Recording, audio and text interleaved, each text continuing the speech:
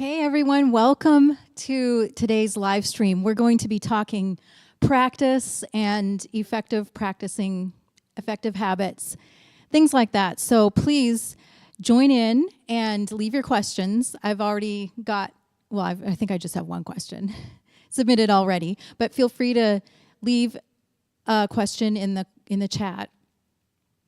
And I'll also be catching you up on some career things that are happening and where I'll be playing coming up here soon. So practicing is a big topic, but hopefully we'll hit on a few things that will help you and kind of give you some ideas on where to go next, especially if you're stuck. It's something that is a lifelong discipline, and it's always going to be a challenge because you're never there. You're always trying to get to that next level. So lots to think about today, and here we go. Let's jump right in. So the first question is from Pam, and Pam asks, do you find it easier or more difficult to memorize with the passing of time, or maybe there's no difference? So in terms of memorizing music and practicing memorizing music, yes, it does get easier with time. It depends on the piece, though, of course. I find that the more comfortable I am with a chord progression and familiar, I'm able to see that chord progression in other pieces, in other tunes. And that makes the memorizing of that next tune easier. So if we go back to a basic 2-5, 2-5-1 progression or 3-6-2-5-1, and we can see that in a tune we're practicing, we can identify it quickly in another tune. That makes memorizing that tune a little bit easier. And the more you hear those progressions, the easier it becomes to identify them quickly. So that is kind of a small introduction, I guess I could say, with memorizing. Okay, so memorizing is another topic too, and I can definitely take some questions on that as well. But hopefully, Pam, that will help just get started in you thinking about practice. Yes, and memory. It does get easier, and hopefully with effective practicing, you can get better at memorizing too. All right, so the first thing I wanted to talk about is warming up. Do you warm up when you practice? I have to. I just feel almost like it's brushing my teeth. I don't feel very good if I just jump in and I start playing a tune. Maybe you do, though. That'd be interesting to find out. I don't. I'm classically trained, and that's just ingrained in me to play scales and arpeggios. So I play my major arpeggios, minor, harmonic, and melodic scales every time I practice. And that is key for me to warming up. Some days I feel great. Others I feel like, what am I doing? It's a struggle, when I play my scales. But you take care of a lot of technical problems when you've warmed up on your scales first. Then when you get to your pieces, you may not have as many technical issues if you're warmed up.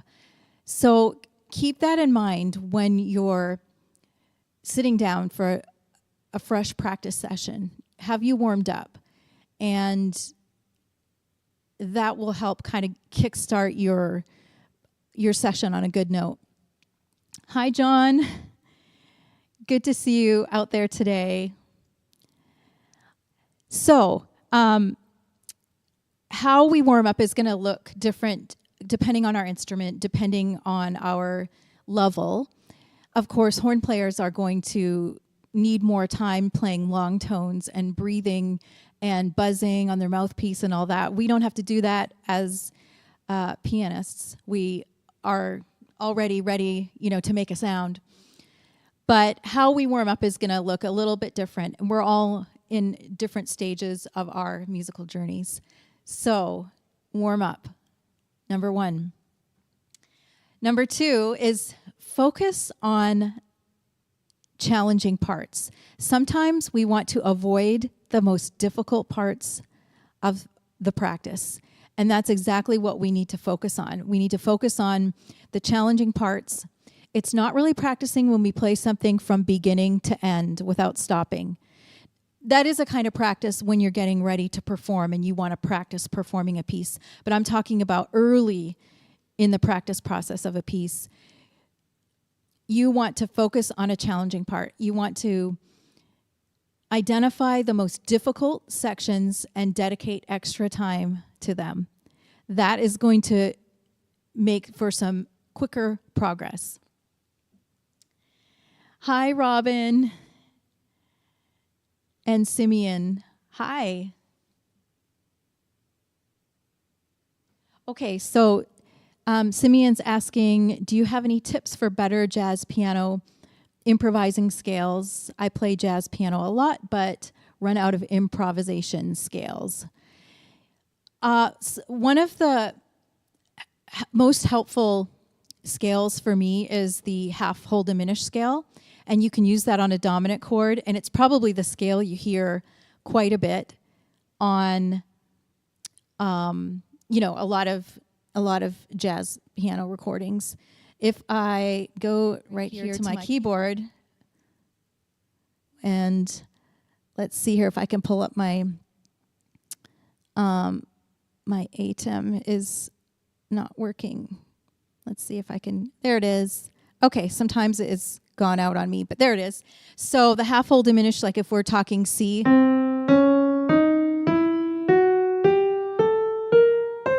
you may know that one already, but I find that there's so much you can do with that, not just playing the scales, but patterns on the scale.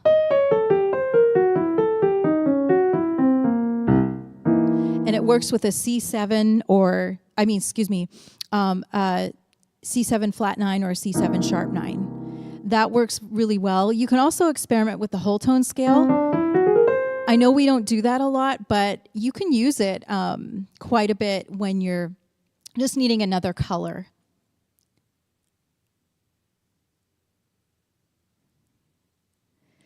And do I practice scales in all keys every time?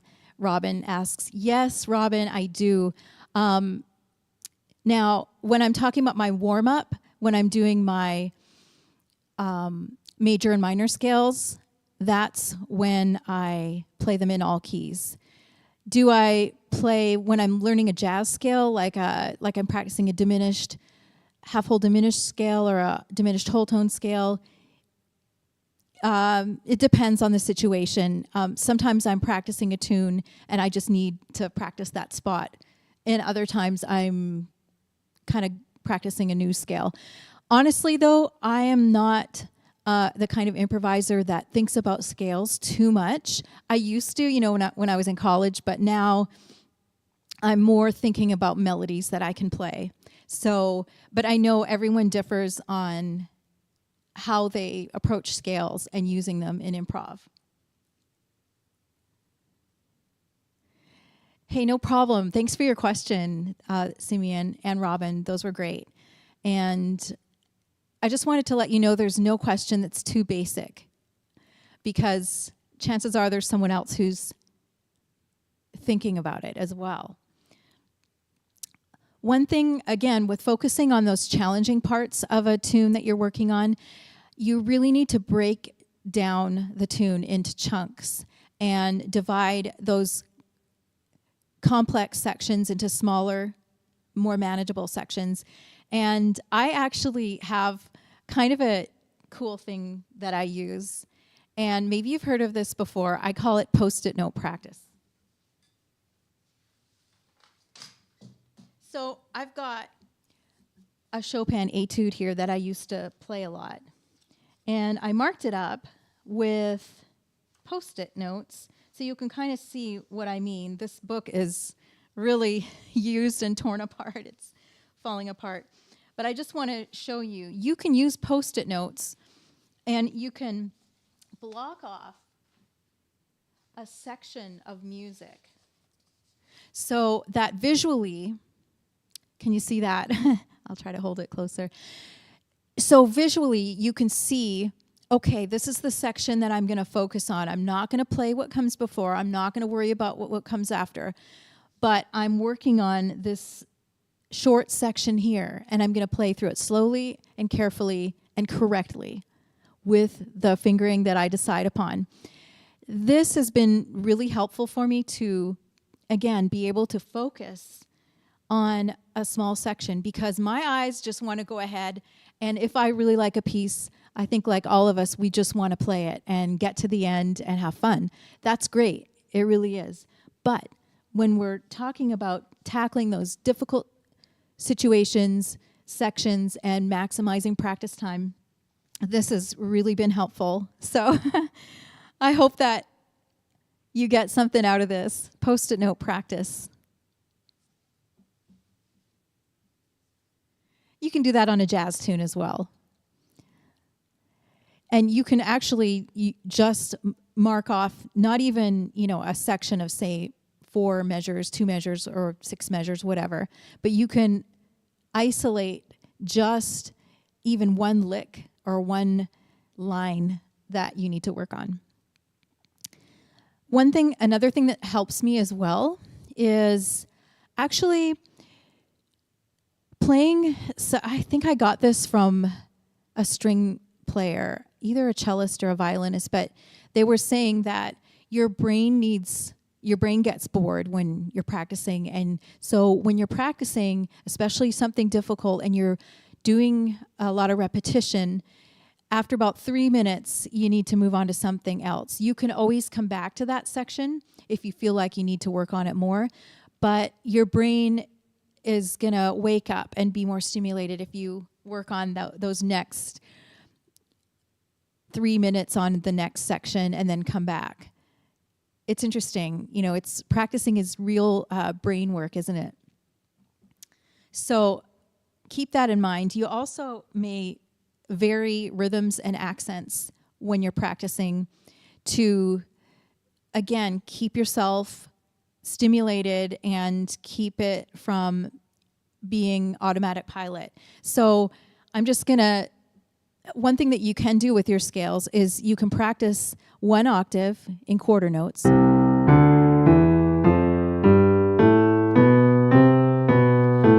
octaves in eighth notes,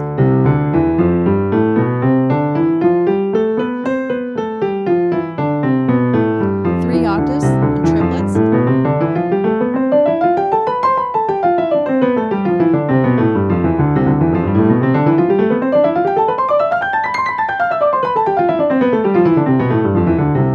and 4 octaves in 16th notes. You could keep going if you want. You could do, groups of 5 for 5 octaves.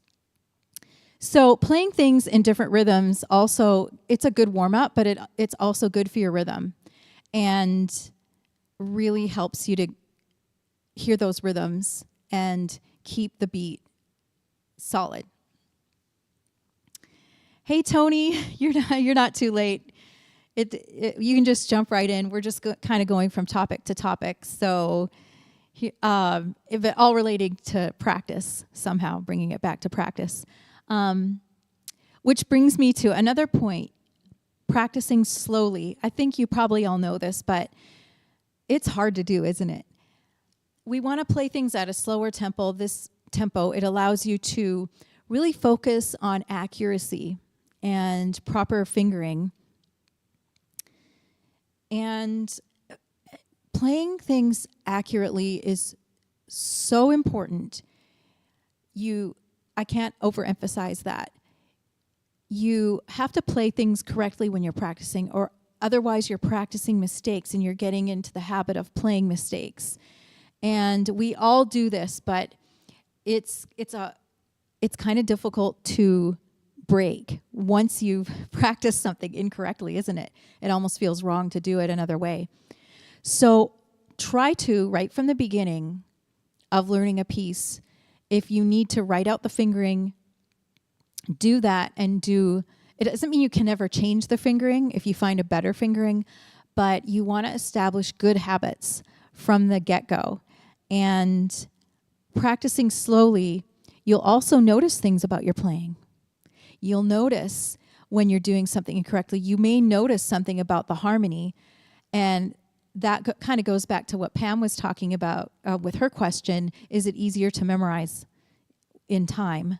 Yes, and one thing that makes something easier to memorize is understanding the harmony. And when you slow things down, you're going to notice things. You'll be practicing something. Oh, that outlines a G minor 7 chord. Oh, that's just the same thing in the key of D. You know, little things like that. So practicing slowly really allows you to focus on that accuracy that is so important from the get-go. And that kind of brings us to another topic, which may be a little controversial, and that's using a metronome. So most of us would agree that using a metronome is essential for developing good time, good rhythm. And I think as pianists, we're almost one of the guiltier kinds of instrumentalists in terms of time, because we spend so much time on our own. Those players who are brass or strings, they're playing even from a young age in groups, and sometimes we're just practicing by ourselves, and we can get into our own groove and not realize that we're rushing, things like that. So I highly recommend using a metronome, and they're so readily available. You can get, apps that have metronome apps, and you can use the good old-fashioned clicking ones. What I was going to say something else. Oh yeah, so I have a really great quote from Robert Schumann, the famous composer and pianist, and he said this about playing with a good time feel. Play in strict time. The way many virtuosi play sounds like a drunkard trying to walk. Don't take people like that as a model. So I really like that. That's kind of stuck with me for a while. I really like that quote. So we want to, it doesn't matter if it's complicated, if it's simple, we want to play with a steady time feel. If you're practicing on a keyboard, many of the keyboards have metronomes built in as well, and also different beats. I don't really practice like that. I kind of like a good old-fashioned, acoustic piano with a metronome, but whatever helps you play with steady time, it's just essential. Once you play with steady time too, when you go to play those ballads out of time, you have something to go on because you know what it feels like to play it, in good solid time.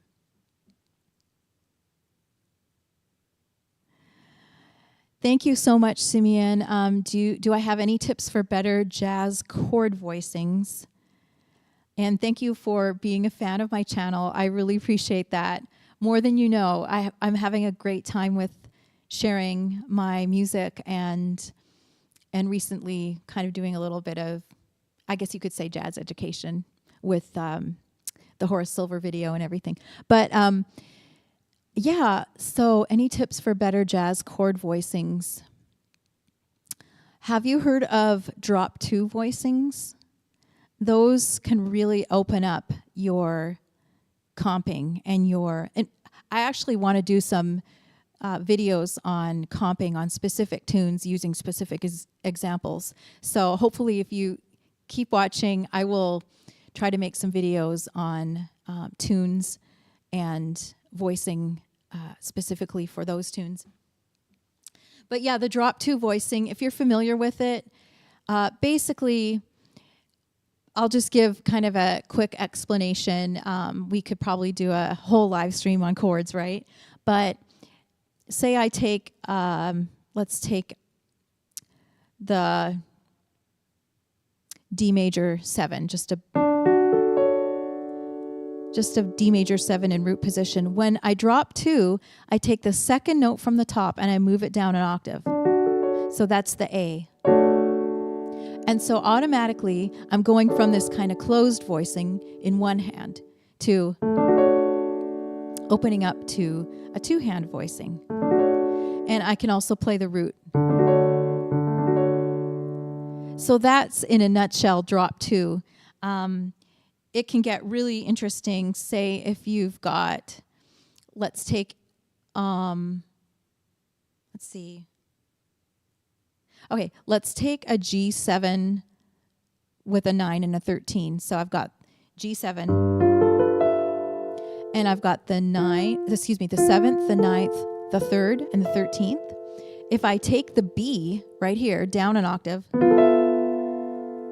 I get this whole different sound. So I'm playing, okay? And then if I drop 2 and drop the B down an octave, it opens up the voicing. So try that as a kind of a quick tip to get some interesting voicings. Whenever you invert voicings, you're going to get a new sound. So try that in all different combinations. That has really helped me. And also, you might even take that voicing that you just opened up and play it in different ranges of the piano. And you'll also find that different voicings will come out a little with different colors depending on the range of where you're playing them. So I hope that helps a little bit too. Big topic though. It's a very good question. I think when it comes to practicing whatever we decide to practice, we want to practice with intention, right? So we want to avoid mindless playing. What do I mean by that? Mindless playing is when we're just, you can call it noodling or rambling or just, your mind's on something else and your hands are moving. Another thing that you can call it is automatic pilot, right? You don't want to be on automatic pilot when you're practicing. You want to be thinking and you want to be intentional. When it comes time to play a performance or a jam session or wherever you're playing, you can let that go and you don't have to think. You can react to the musicians around you and you can be in the moment. But when you're practicing, you've got to be intentional. So you need to actively focus on the specific things in your playing that you want to improve. And so with that in mind, we need to set goals. Set goals long-term, of course.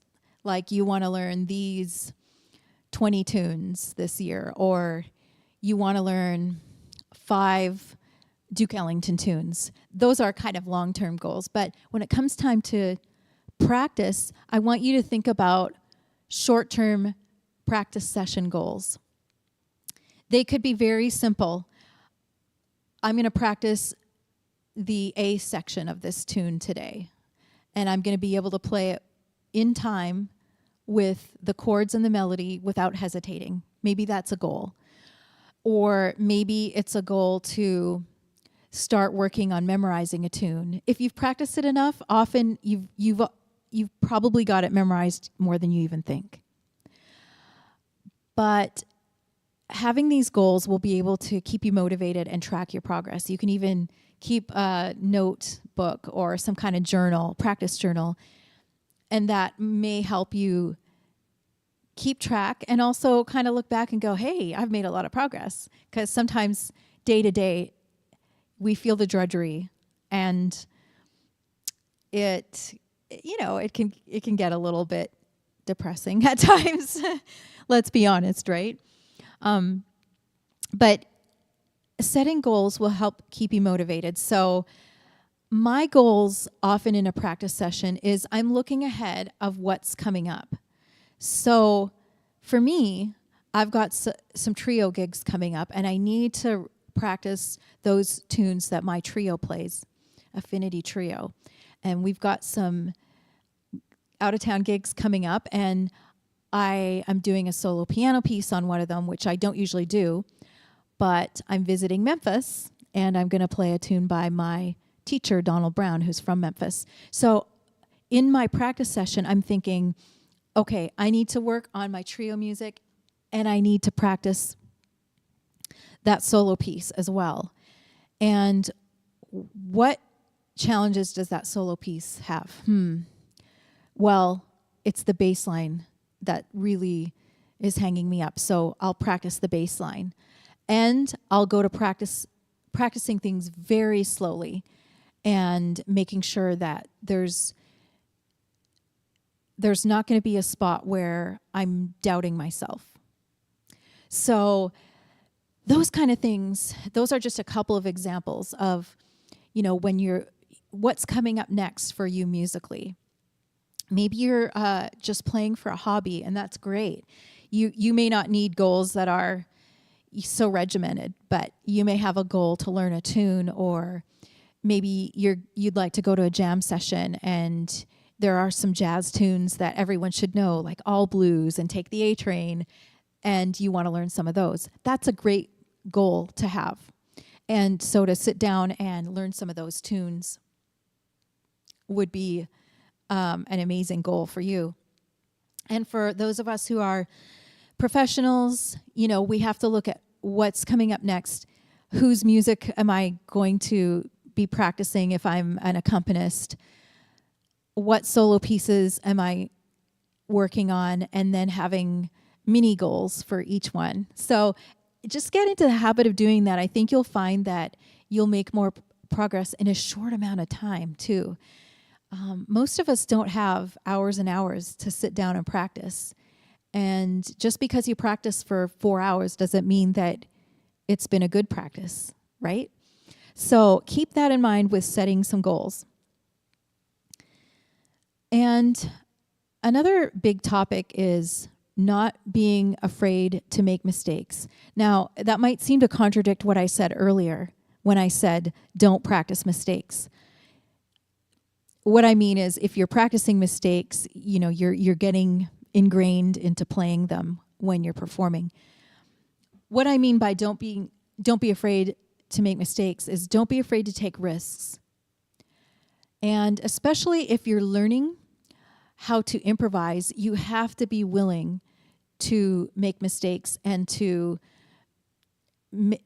be vulnerable and to maybe not sound very great when you're trying something new.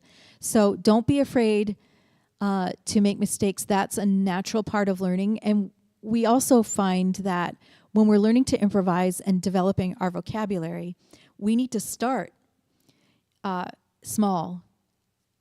Our language as improvisers is exactly that, a language and a vocabulary. So just think about when we were little kids, right? Little babies, and our parents would point to something and say, red. And we eventually got that was a red color. And we said, red. And then we would start saying, red car, right? And then we would eventually be able to say, look, Mommy, a red car. Okay, so we've got baby steps here when we're improvising. So we can't be afraid to make mistakes and try things as we build our vocabulary gradually, just like a language. And then when, after many years, we can speak in complete sentences and paragraphs and be very eloquent with our improv. But it does take a lot of time. Don't be afraid to make mistakes. You will build your vocabulary and move forward. Focus on, again, those few things we talked about, practicing slowly, correcting them, moving forward. But don't waste your time playing badly or with incorrect notes and fingering. We don't want to do that.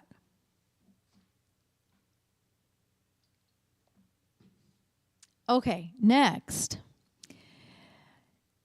So with your goal setting, you do need to establish a routine. And by that, I mean a practice routine, warm-ups, scales, practicing a new tune, reviewing old tunes, practicing your improv, breaking it up like that, but also establishing a routine throughout the week. maybe you are going to set aside a specific time of day to practice, or you're going to look at your schedule and you're going to try to schedule your practicing in. Otherwise, it tends not to happen, right? Or you leave it to when you're too tired at the end of the day. So establish a routine and be consistent as much as you can with regular practice. Some of you may find that regular short practice sessions are more beneficial than long practice sessions. I think, especially if you're a younger musician, you think, okay, today I'm going to practice 4 hours and I'm going to do da, da, da, da, da. And then after a couple hours, you're kind of feeling burned out and like, okay, it may be better to have several different practice sessions throughout the day. And if you can, if some of you are students, that may work out well, right? Because you can practice before you go to a class, and then you can attend class, have lunch, and then practice after lunch and attend another class, things like that. But that can be even more effective, and you can approach your practice sessions fresher if they're broken up. Speaking of breaking up, I find that as I'm older, I get kind of tired of sitting, and I need to get up and stand up between short practice sessions. I used to be able to kind of sit there for longer periods of time, and now I kind of get restless. Are you like that too? I don't know. I need to change positions and move, and even if it's just walking around or getting up and getting some fresh air outside for a little bit, that really helps me. Taking breaks like that. I find that too. I'm sitting at my keyboard right here. If I'm working on something on my keyboard, like with my music notation software, I will put the keyboard up higher and I will stand. And it's kind of like the idea of a standing desk, that people use at offices. And that helps me, keep just a different position rather than just sitting all the time. Robin, yeah, you're saying you find breaks help a lot. Yes, breaks are just essential mentally and physically. So I think I heard Itzhak Perlman, the violinist, once say that he recommends, for violin students at least, if you're practicing an hour, you practice 50 minutes and take a 10-minute break. And I would even say that you could do 25 minutes and then take a 5-minute break. But whatever works for you, as long as you're taking that break and you're getting refreshed.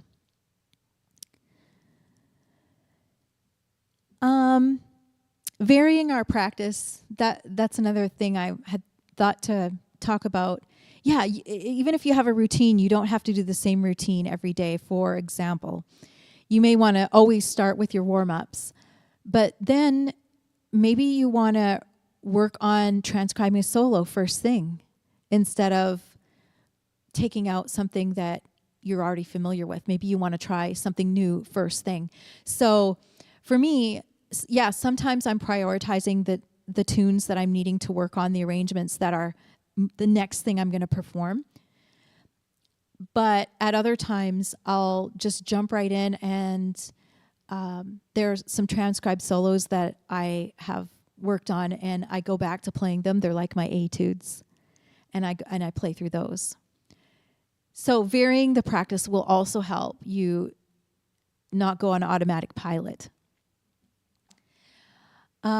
What music notation software do I use? So I currently use Finale, but I don't know if you've heard that Finale is shutting down, and I think as of this summer, they will no longer be giving customer support and things like that. They may already have shut down their customer support.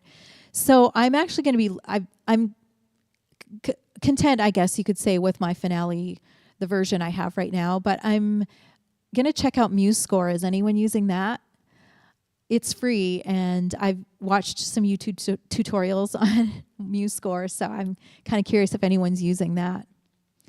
So yeah, that's a great question, Robin. I've really enjoyed Finale. I've been using it since graduate school, so I know a lot of people have a hard time with it, but I kind of grew up with it, so I'm really comfortable with Finale. And I mostly do lead sheets, though, and piano arrangements. I'm not doing symphonic scores or big band arrangements, so that may determine, what one's best for you. But I've been using Finale, so. John says, I start every practice session sight reading Bach chorales and church hymns. Keeps me grounded. That is awesome, John. That's, we always, again, regardless of what style we're playing on the piano, we come back to Bach, right? We come back to 4-part harmonies, and those hymns are great because the voicings are so standard and satisfying. But yeah, and they're also meditative, I feel like, as well. So I applaud you for that, and that's a great example of going back to something that really works for you and you're practicing. So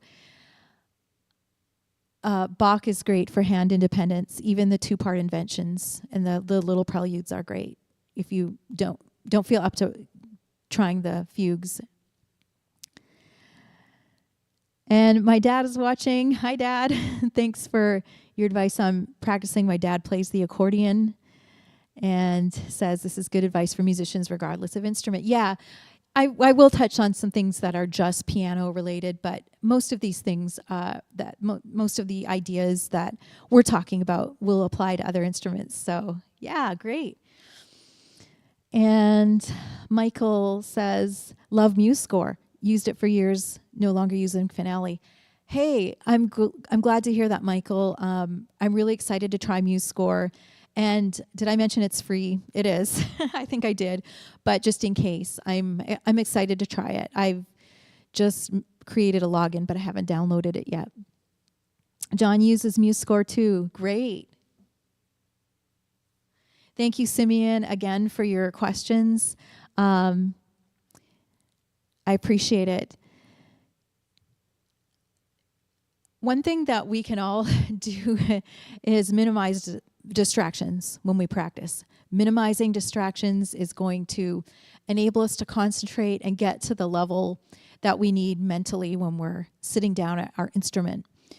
And that means getting rid of these, right? Turning our phones off. That's why I don't really recommend a metronome that's on your phone, because it can be too tempting to check things on your phone or get notifications. I guess you could put it in airplane mode, but for me, I would rather have it, put off to the side and just know that whatever is on my phone I can wait till later. Good to see you out there, Ray. Okay, so I guess I already mentioned this tip, but prioritizing what's next. What's your next gig? What's your next rehearsal? Keeping in mind that some pieces will take longer to learn. So yes, take my advice on prioritizing what's next, what pieces you want to play next or perform. Or maybe you're a church musician and you've got to play next Sunday. Yeah, focus on getting those ready first. But also keep in mind long-term pieces that will take a while to learn. You may need to start those now, even if they're not coming up in a few days or a couple weeks. Another tip I have for the performing musicians is think about maybe not practicing as much on days that you have gigs. You want to stay fresh. Obviously, you want to warm up and you want to be prepared, and there's always something last minute that you feel like you need to polish. But if you can, focus on getting ready for the gig. Take a walk. If you have equipment, get the car loaded up. If you need to pack snacks, do all those kinds of things. Don't worry too much about, doing a rigorous practice session on the day of your performance. Maybe some do, and if that helps you, great. But I found that if I can, especially if it's kind of a high pressure situation, I find that getting outside and taking a nap sometimes is good too, an afternoon nap, especially if you're going to be up late. Kind of taking that preemptive rest will help you have lots of good energy for the gig. And maybe you've found that is helpful too. Training or practicing for the gig at hand. Yeah, Ben.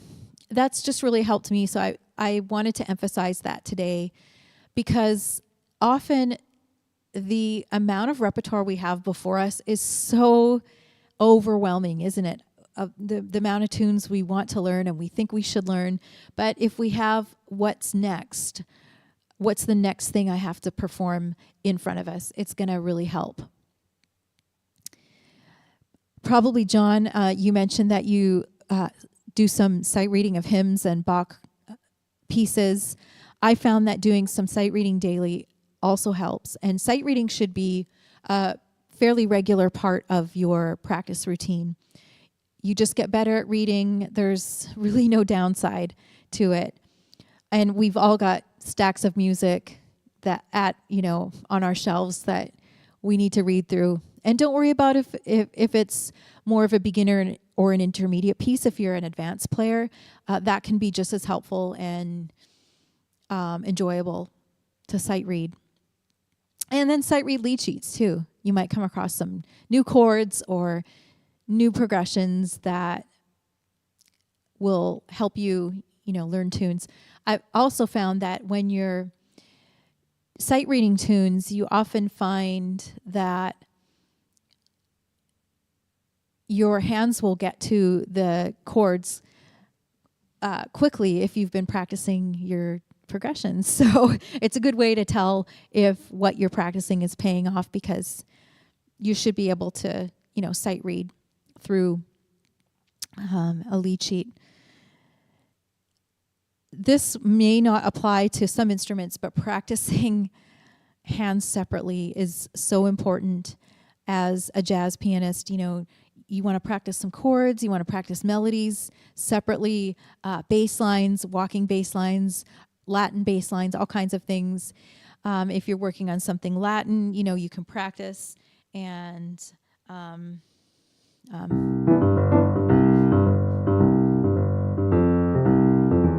go through the tune with just your left hand. Nothing wrong with that. In fact, you could notice things about the progression by just working on the bass line.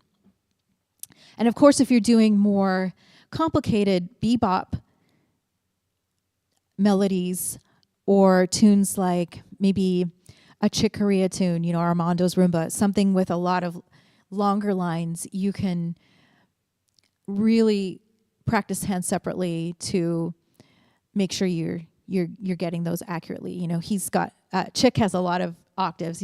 I did that video recently of Armando's Rumba. So you can practice with just one hand and see if there's a weakness with your right hand or your left hand or both. And you'll be able to do that when you isolate one hand. Ben says if you're practicing anything on the day of, it's fundamentals to stretch your fingers. Yeah, you do want to be warmed up for whatever piece you're playing, right? And have the technique for that piece ready and feel good about it. So, yeah.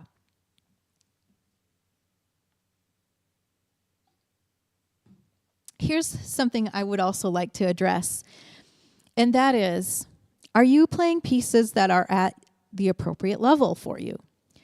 And that's a bit of a loaded question, but you may need to think about this if you're extremely frustrated and not seeing too much improvement in your playing. Are you playing pieces right here where you could be playing pieces right here that are maybe just a bit easier and still challenging, but not overwhelming? So once in a while, I've had someone come to take a lesson and to see if they wanted to study with me. And maybe they took out a Beethoven sonata and they were not ready to play a Beethoven sonata. They would have been better playing an intermediate level Clementi sonatina or sonata. Sometimes it's really great to challenge ourselves with something that's above our level because we grow. But if you're constantly not improving, maybe you need to scale back a little bit and work on some basics. I actually have another quote from Robert Schumann for you in his advice to young musicians. Listen to this. Endeavor to play easy pieces well and with elegance.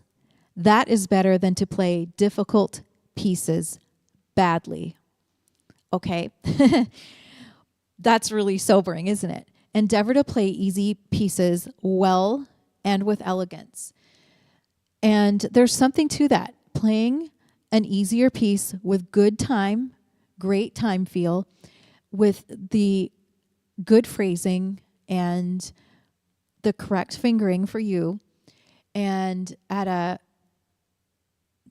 steady tempo. I mean, those things are just so important. You don't have to be always struggling and playing difficult pieces badly. So keep that in mind with where you are. I just love that quote, and I hope you found it helpful too. Okay. So along with actually practicing at the instrument, one thing that we can work on is mental practice or study away from the instrument. So what do I mean by that? Can you think of your piece away from the instrument? Maybe you do study with the score right in front of you, and you observe things, all the markings, all of the phrasing, everything the composer wanted. Or if it's a jazz tune, you're looking at the chord symbols, you're looking at the different sections, the form of the piece. And asking yourself questions. Maybe you're studying the score away from the instrument and then coming back later. But what has helped me is, can I think of a passage and get through it mentally?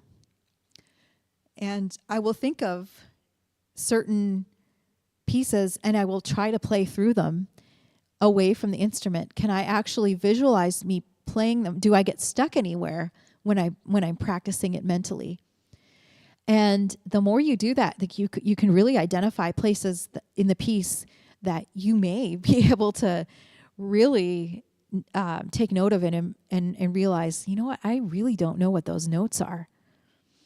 And so practicing mental practice can be very beneficial. You can do this when you're on a walk. You can maybe do it on a day where you're just not feeling like you're getting much accomplished at the instrument. You can take the time out to do some mental practice.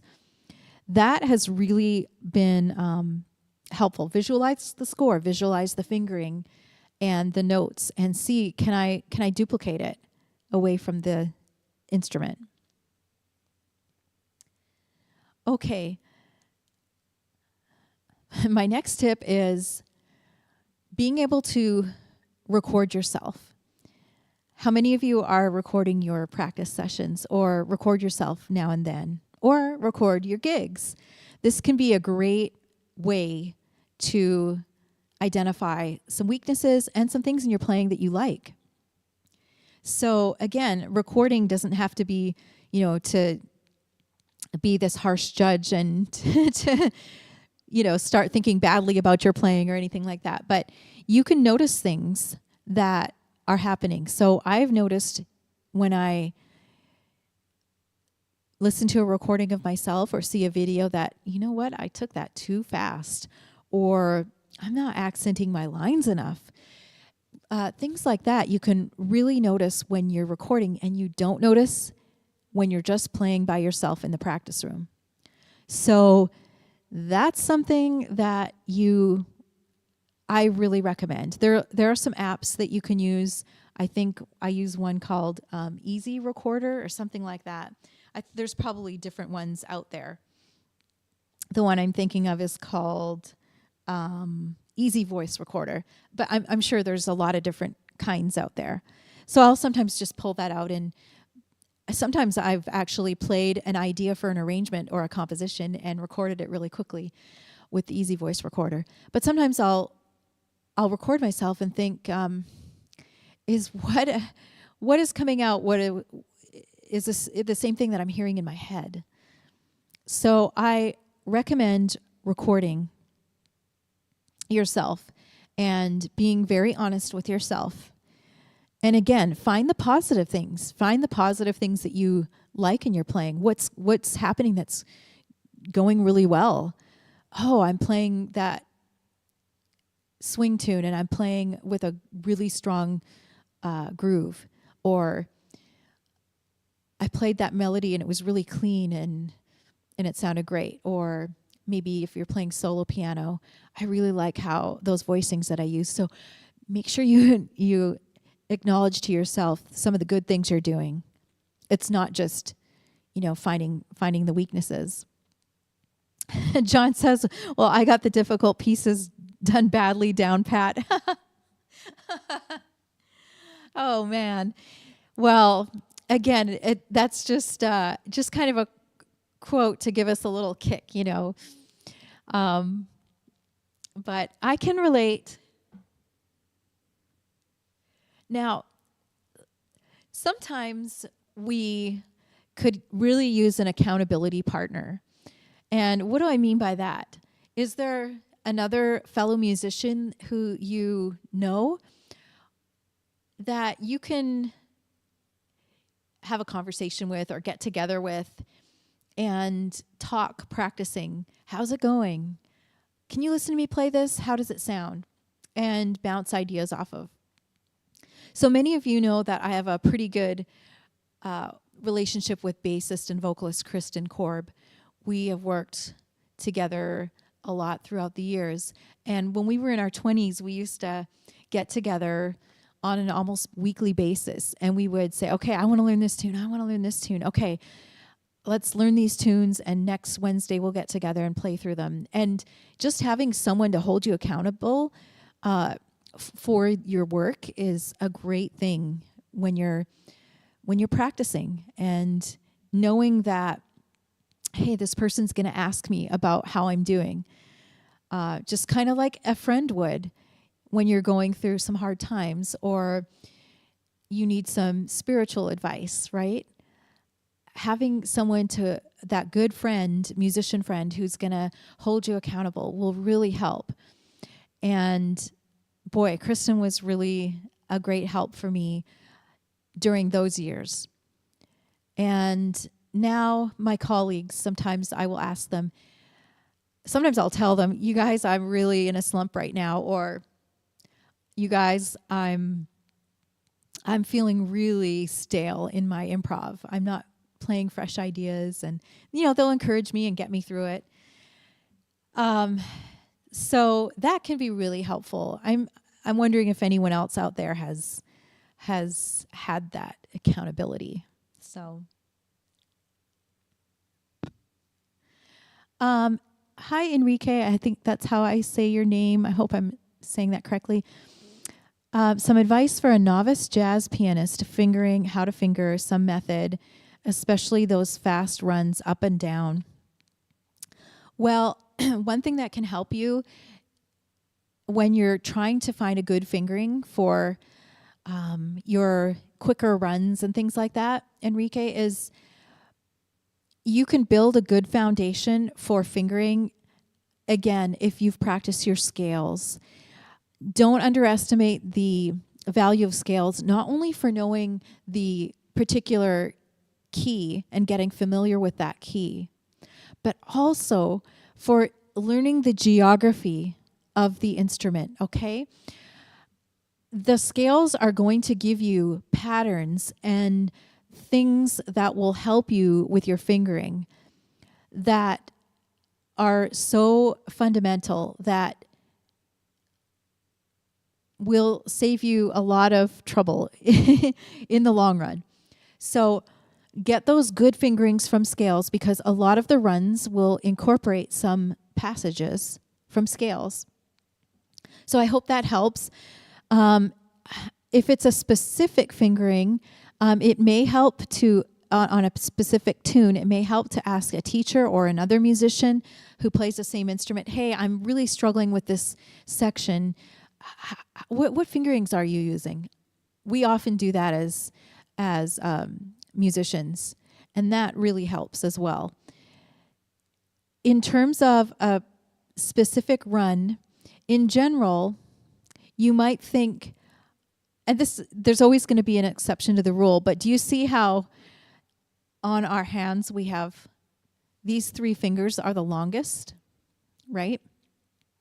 So when we're fingering, it's often very comfortable, and the thumb is right here, and it's out to the side, and it's short, right? So reaching a thumb sometimes on a black key is going to require us to move in, but often it's going to be easier to take a white key with the thumb and the black keys with the fingers 2, 3, and 4.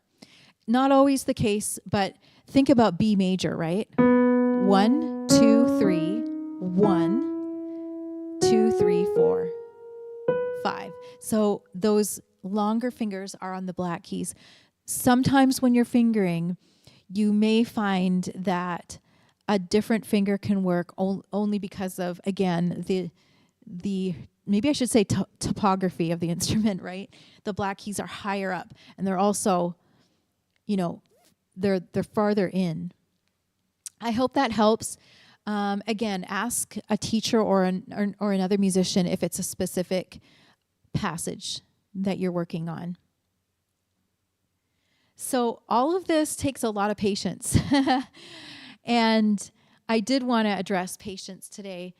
We as musicians need to have a lot of patience when it comes to practice.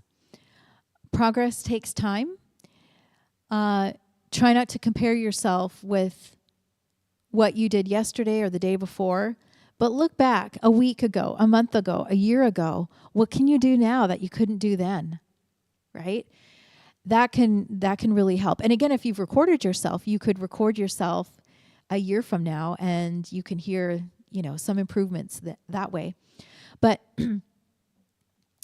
you may not see the fruit of your labors right away, and that's okay. It may take weeks, months, years, decades to find that something is getting a lot easier for you. Hopefully not decades, but definitely months and years. It takes time, and you need to have the patience, and you need to be able to just know that what you're doing slowly and playing correctly is going to pay off in the long run.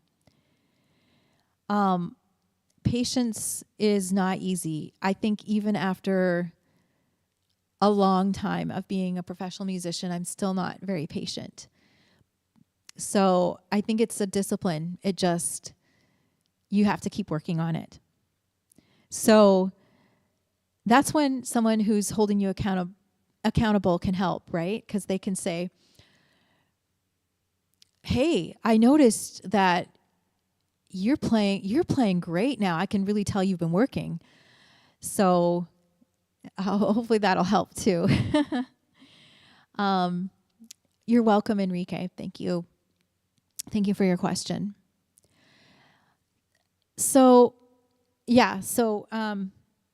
patience, and if you find that you're running out of patience, take a break, go do something else, and then come back. And I think you'll find that you'll be a little bit, fresher to practice that passage you're working on. So I'm almost done. I've got a couple more tips. So if you have any last questions, please send them to me in the chat right now. I wanted to say that it's important to reward yourself for a good practice session. Maybe you'll say, okay, I'm going to practice this and this and this. And then afterward, I'm going to go on YouTube and watch some videos. No. Yeah, or you could do that, right? After I practice, I'm going to reward myself by, having a nice meal or going out or eating some chocolate or whatever it is. So it's important to reward yourself for your hard work. So keep that in mind too. And then one more thing that I think is important too, when it comes time to performing, we don't want to always have that judge on our shoulder that says, you messed up, you're not good, telling you these things, your mind, and messing with you, right? When I say that, to be honest with yourself in your practice sessions, yes, to a point, but you don't want it to be so much that you're getting discouraged. And I also just wanted you to think about that, okay? So yes, you want to be critical of yourself, but don't let it get to the point where that voice over here, over your shoulder is bothering you and hindering you when you're performing. Oh, what are some good ear training exercises? That's a great question.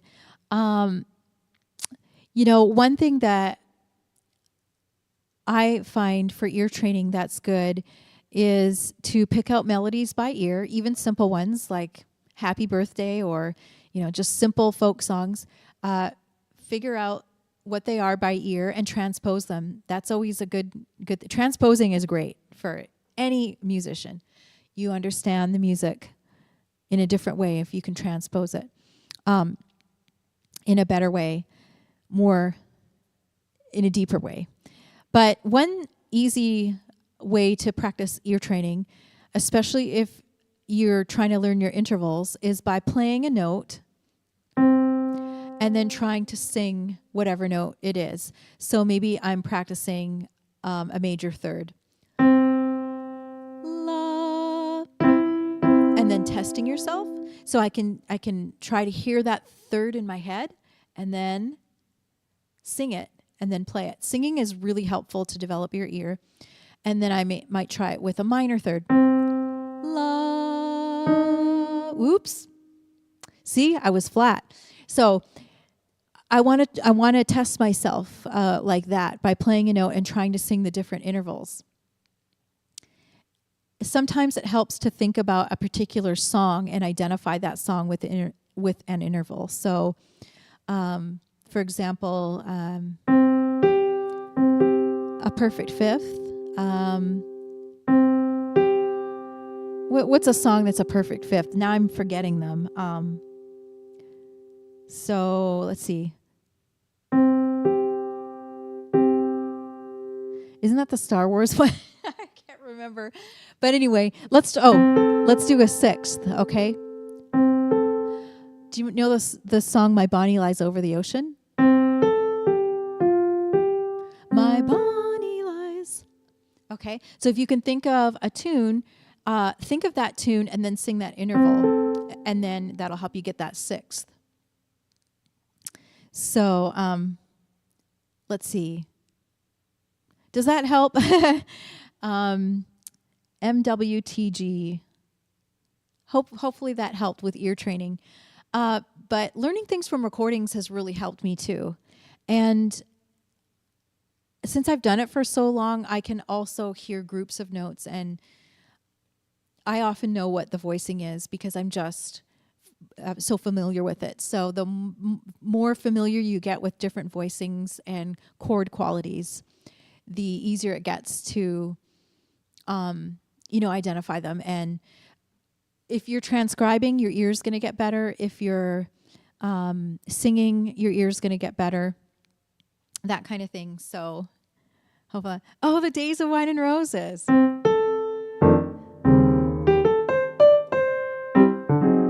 So the Days of Wine and Roses for a major 6. Thanks, John. That's great for the standards, right? I find that I haven't taught any kids in a while, but they don't know My Bonnie Lies Over the Ocean. They probably don't know Days of Wine and Roses either, but we could play a recording, right? That's a good one. So there's, you can get, I think Jamie Abersold has a list of intervals. If you Google Jamie Abersold, he's got a free jazz handbook, and you can download that. And I think he's got all the intervals listed with the songs listed next to them. So that could be a good resource for you too.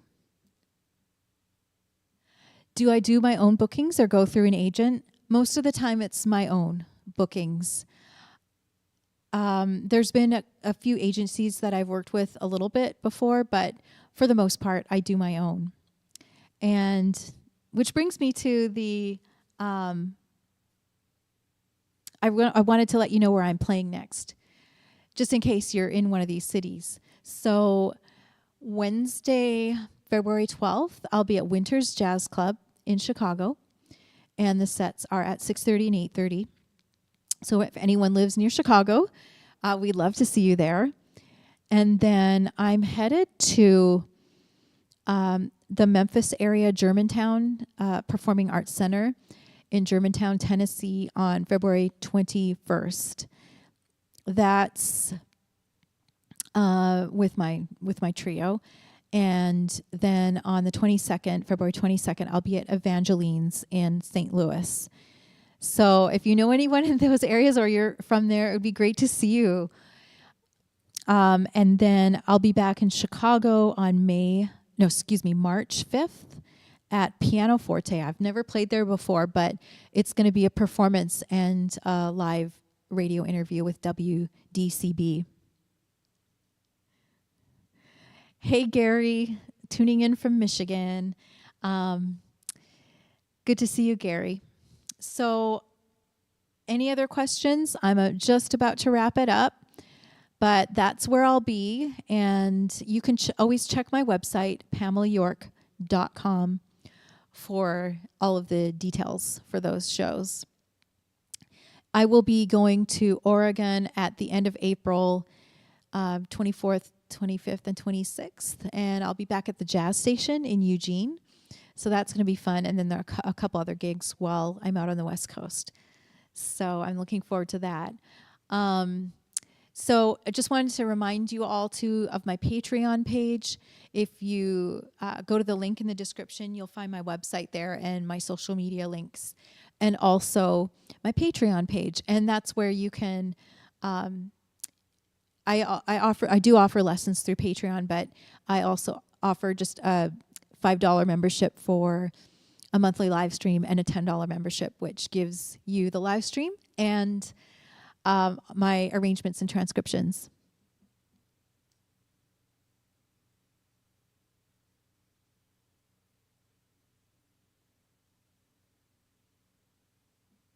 I don't know if that I could a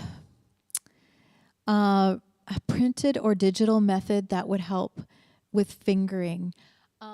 Okay, so the Alfred scale book put out by Alfred Music will have all of the scales, the major and minor scales with the fingering. There is a fingering book I have for classical music, and I think it's Rami Bar Niv, and he has a book on fingering. You might even be able to get it on Amazon. I'm sorry, I can't remember the exact title of it yet just now, but let's see if I look it up, and I will be able to tell you what that fingering book is called.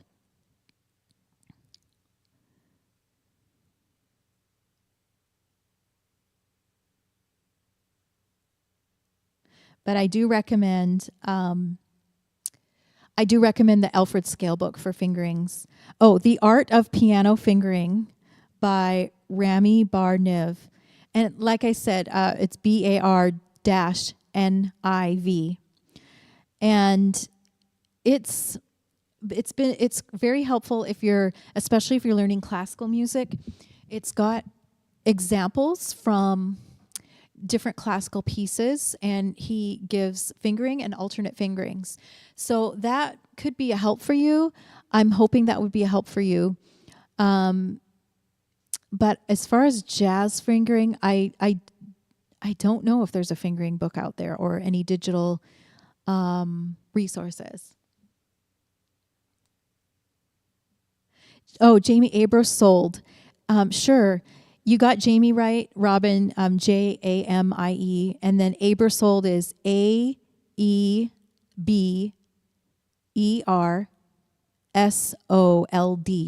It's with a D on the end, sold. Abersold. And he's got lots of books with jazz tunes in them, but also improv resources, and that guidebook that I can't remember what it's called. Maybe someone could look it up, but yeah. What do I think about when I improvise, or is it in your fingers from all the practice? It is in the fingers from all the practice. When I'm improvising, I'm reacting in the moment to what's around me and just enjoying the tune. I'm not thinking, oh, here's what I want to do, but thinking of a beautiful melody and trying to just react in the moment. But the language is practiced. I'm glad you asked that. The language is all there because of all of the work I've done in my practice sessions and learning my jazz vocabulary. Oh, Northern California gigs coming up. No, Robin, not that. I hope to get to Northern California at one time. The gig I have in Oregon, there's one in Ashland, Oregon, and I know it's very close to the Northern California border, but it might be too far from you. That's April 26th in Ashland, Oregon. But I am going to be coming out with a new album later this year with my trio, so I'll keep you guys informed. And we'll be touring, and maybe we can hit California again. We were in San Diego fall of 2023. I hope you have a wonderful weekend too, Simeon. Thanks for hanging out, and thank you for your questions. I really had a good time on this live stream, and please pass on the video link to anyone who you might know who could get some advice on practicing. I'm going to listen to my own advice too. We're always trying to improve, aren't we? So I think with that, I'll close up for the day, and please leave me a comment on the video if you'd like me to do this more often with different topics. If it was helpful that I had the keyboard right here in front of me. And if you have any ideas for me for other videos that you would like to me to do, I'm getting my piano tune next week, so I am looking forward to doing some more recording. If you've noticed, I haven't been playing it. I just, when I'm making a video, I want it to sound as good as possible, so I'm looking forward to getting it tuned. So you all have a great weekend, and I'll see you next time. Bye.